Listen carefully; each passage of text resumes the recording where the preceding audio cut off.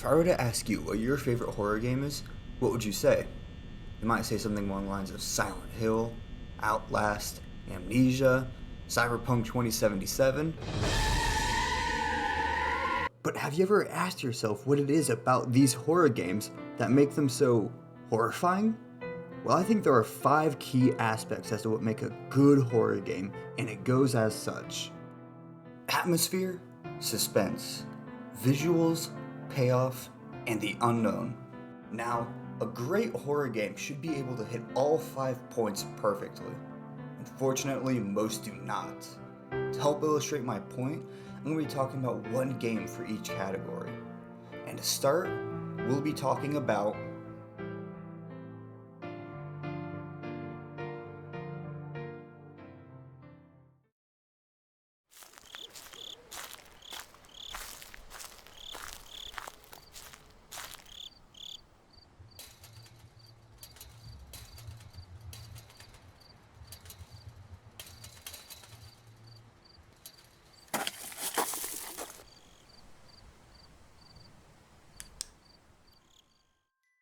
Now, I'll be the first to admit that Slender the 8 Pages has not aged well. The gameplay is simple, the graphics are dated, and Slender here looks like he's about to tell you that he peed his bed. Yet despite this, the game does excel at one thing: the atmosphere. The game starts off very quiet. The only sounds are your footsteps and the ambient noises of the forest. This is absolutely perfect for a horror game because of the false sense of security the peaceful white noise gives. Chances are that when you walk around the forest while you have 0 pages, you have no feeling of urgency or actual fear. That is until...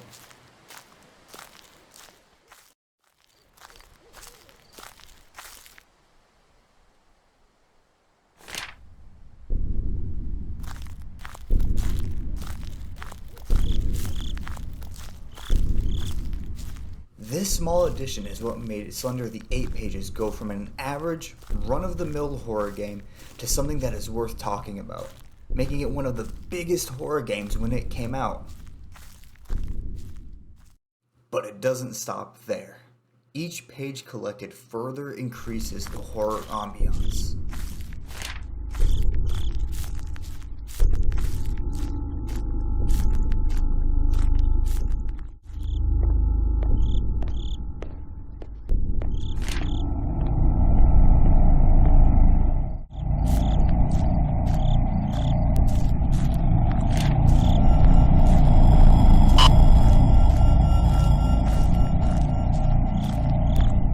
This is the perfect build-up that will eventually lead to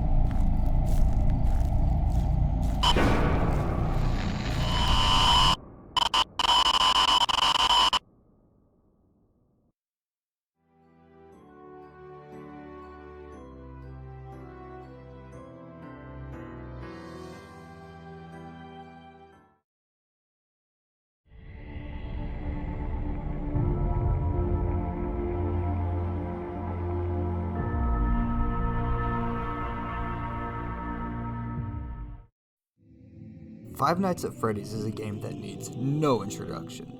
This game completely shook the internet back in 2014, and for good reason. Now, Five Nights at Freddy's has several aspects that made it one of the scariest games when it came out. The setting the game took place in, the gameplay was like no other horror game at the time, and there was so much mystery surrounding the game that it led to just a little bit of speculation. One aspect that I believe helped make FNAF so successful is that the game is insanely suspenseful. The animatronics are constantly on the move, making noise in the background, shuffling around, getting closer and closer to the security room. Freddy himself moves around very subtly, appearing very hidden in the different cameras. It's honestly pretty chilling realizing when you see Freddy on the cameras. Foxy peers ever so slightly out of Pirate's Cove more and more, making you worry when he's going to start his sprint down the hall. The sound design alone is enough to make your hair stand up, such as Freddy's echoing laugh, the cameras and animatronics glitching, and the impending sounds of Foxy's footsteps as he ambushes you. This game is a masterclass when it comes to building suspense using audio and visuals. You have to worry about more and more threats.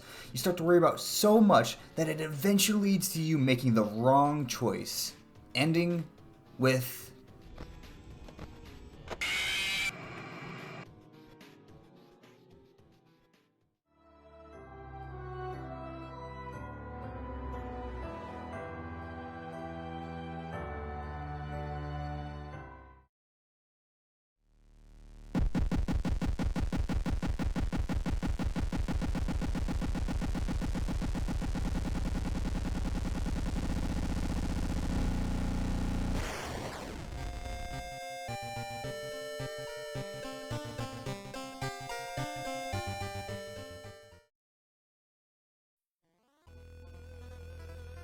Now, for a good horror game to stand the test of time, it needs to have a good visual design, and that does not mean just graphics. Five Nights at Freddy's, despite not having AAA, hyper-realistic graphics totaling a 200GB file size, does have a very unique visual style that lets the game still look enjoyable 7 years later. Slender, on the other hand, does not have a unique visual style, and the graphics do look dated since its release. Now, if I had to pick one game as a shining example of what a good visual design can do for its success, I'd have to pick the insanely unique indie horror game that you see on your screen right now, known as World of Horror.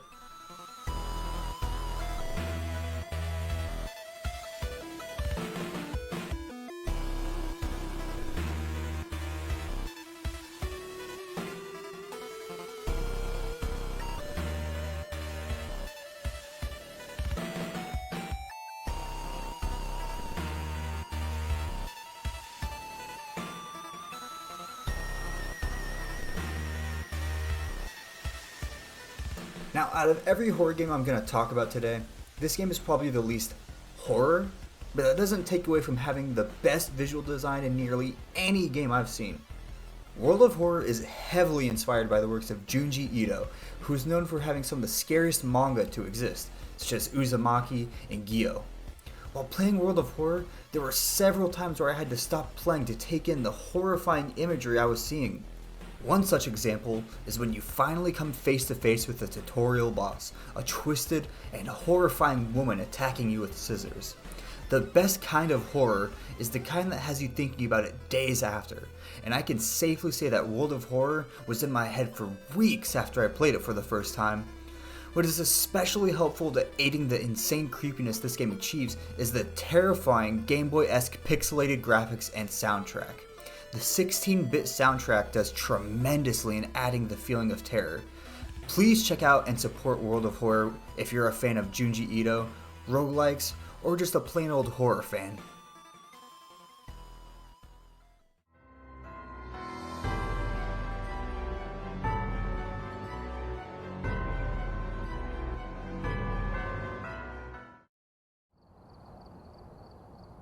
Welcome back. I've got some jobs ready for you.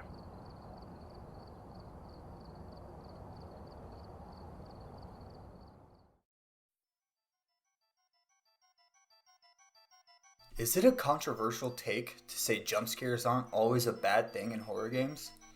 Don't get me wrong, there are absolutely wrong ways to do a jump scare. What are you doing in my home?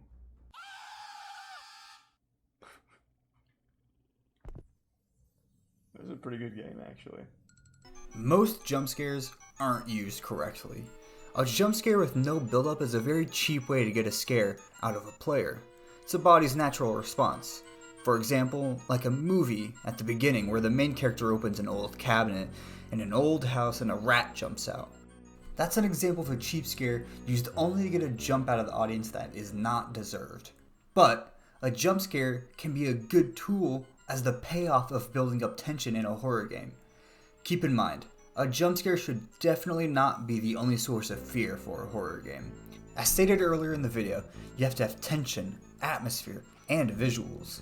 Now, the reason I bring this up is in relation to the next corner of the pentagon, the payoff. And for this topic, I will be talking about the popular game Phasmophobia.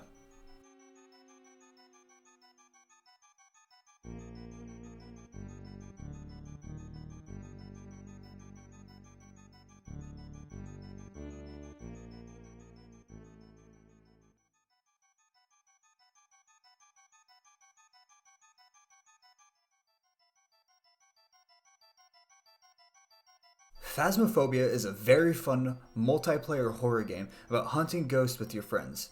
It's very unique in the fact that you have to actively use your microphone to communicate with a ghost, such as using EMF readers, spirit boxes, Ouija boards, and a blue light.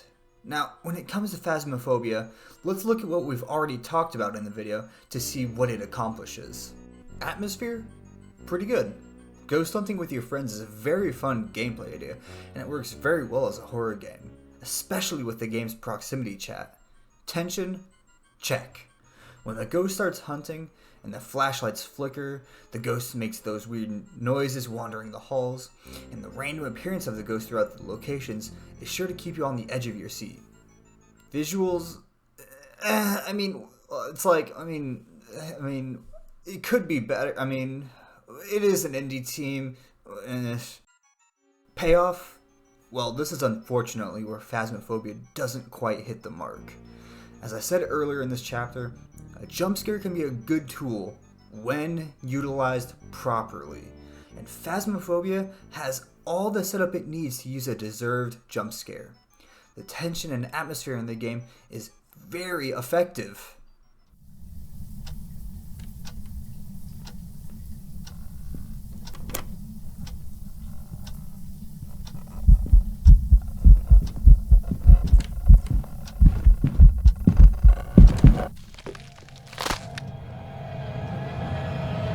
Pause. This actually is pretty scary the first time you witness it, but after about the 5th time, it's a lot less scary and more expected than anything. See, the issue is that this is the exact same animation that plays every single time you die. What I believe could elevate Phasmophobia into a much better horror game is a true scare when you die. Okay. I have it. Oh, God. Jesus Christmas. Oh, yeah, EMF just lit up like a firecracker.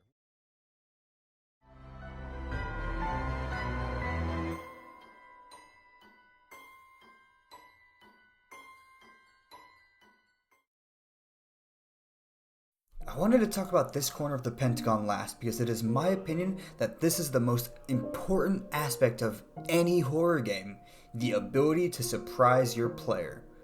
Your little brother jumping around the corner to scare you the first time might make you jump, but after the 10th time, not so much. The unfortunate truth is that all of the horror games I talked about today do suffer from the ability to continue to surprise the player the more they play. The unknown quickly becomes known after not too long. Slender's jump scares become predictable after a while. Five Nights at Freddy's lets you develop a strategy where you know almost exactly when you will die. And Phasmophobia unfortunately becomes the least scary game I've talked about in the video after you recognize the signs and develop techniques. Yet, there's one game I believe that not only excels at making you fear the unknown, but also perfects the other corners of the Pentagon. And that is...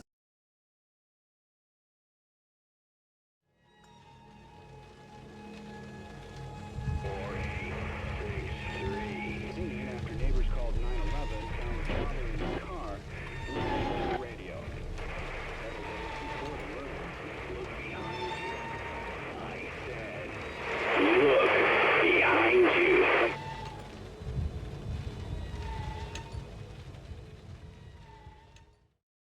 Before we talk about why the unknown is so important, let's go over the previous chapters and see how they apply to PT. Atmosphere? Absolutely. Repeating hallways that change ever so slightly, a dangling light creaking above that doesn't quite light the room enough, an unsettling radio host describing the murders of families using details that are impossible to know. Had the good sense to hide in the bathroom, but reports suggest he lured her out by telling her it was just a game. And a terrifying ghost that you can never quite get a good look at. Suspense? Absolutely. Lisa standing at the end of the hallway, not moving at all, with the only way to proceed being to walk into the darkness that Lisa just disappeared into, is perfection in horror. And just like with Five Nights at Freddy's, the sound design alone is enough to get people to want to take their headphones off out of fear. Visual design, surprisingly very good. Despite the game coming out in 2014, the game's graphics still manage to blow my mind to this day. It might not be unique, but it's realistic enough to still be admired. Payoff? Definitely. From Lisa breaking a window near you, to her quickly phasing through you, to her flat out jumping you and killing you, this game definitely scares you in ways the game earns through its building of tension and atmosphere. And finally, the unknown. Every time you go through the door to the next hallway, you never know what is going to change next. One loop, the ghost is standing motionlessly at the end of the hall. The next, there is a dangling and bleeding fridge strung above your head. One loop, you're hearing the radio host urging you to look behind you. The next, he's speaking Swedish about how you can't trust anybody.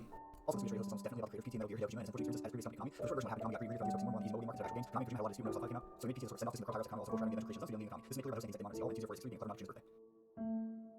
You will never be able to predict what will happen the next time you walk through the hallway, and that is the key factor for making a perfect horror game. Out of all the games I've talked about, PT is by far the best at surprising you with new ideas and ways that disturb you. Five Nights at Freddy's is probably in second place with shocking the player with new ideas, such as the mysterious Golden Freddy, but it's not at the same level as Lisa appearing outside the window, on the balcony, and even being behind the player throughout the entire game, which wasn't discovered until years after the game came out. Even getting the ending is kind of terrifying, having to wait until the clock hits midnight, waiting for the laughter of a baby, saying the name of a person whose name starts with J. Just writing the script is reminding me of how terrifying the sound design is with the ambience noises.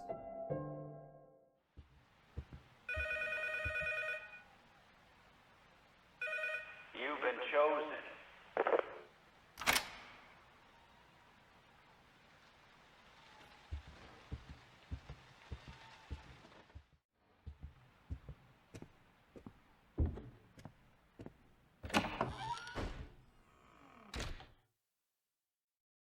Let me make one thing clear. Is PT the perfect horror game? No. Some of the puzzles are open-ended at best, and once you've beaten it or watched it a few times, it isn't quite as scary in subsequent playthroughs. Don't get me wrong, it's still pretty damn scary no matter how many times you play it, but it is in my opinion that out of all the horror games I know, PT is the closest thing we have to a perfect horror game. There is one horror game I want to quickly mention that I believe is also one of the best horror games I've played, and it's called Anatomy.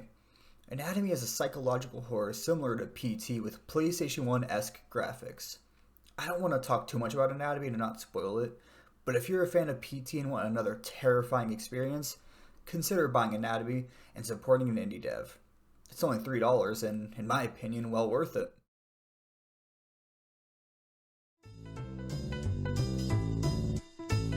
You know me, the fighting freak Knuckles, and we're at Pumpkin Hill. You ready?